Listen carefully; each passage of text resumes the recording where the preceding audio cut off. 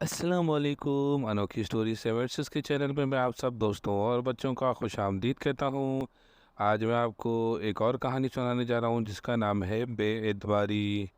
ये बहुत साल पहले की बात है। शहर से दूर एक छोटा सा गांव जहाँ के लोग हर फर्द का साथ देते थे, आपस में प्यार मोहब्बत के साथ रहा करते थे। लेकिन जैसे जैसे वक्त बदलता गया, माशरे ने तरक्की की, ज़िंदगी में झूठ धोखा फ्रॉड आ गया और सब आम हो गया।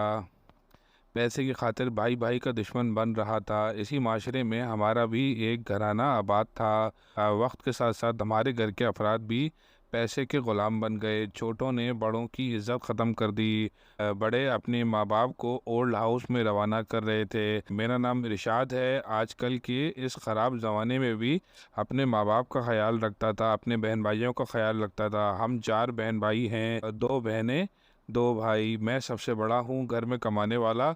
मैं और मेरे अब्बू हम 2 हैं। एक दफ़ा एक बड़ा हादसा हुआ जिसके नतीजे में मुझे काफ़ी नुकसान हुआ, काफ़ी मैं ज़ख्मी हुआ, चोटें लगीं।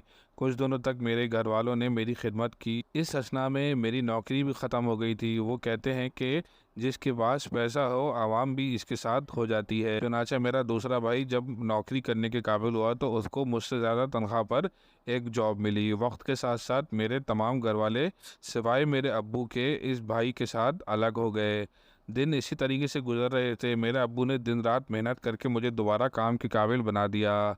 आज मैं सबसे ज़्यादा अमीर इंसान हूँ और मेरे सब घर वाले सिवाय अब्बू के अब दोबारा मेरे पास आने की कोशिश करते रहते हैं। इनकी इस रवैये ने मुझे परेशान ज़रूर किया, लेकिन मैंने अल्लाह ताला की रज़ा के खातिर सबको माफ़ कर दिया। दोस्तों और बच्चों, ये थी बेएतबारी की कहानी। अगर आपको ये कहानी अच्छी लगी तो इसको लाइक कीजिए, शेयर कीजिए और मेरे चैनल अनोखी स्टोरी 76 को सब्सक्राइब कीजिए। अस्सलामुअलैकुम।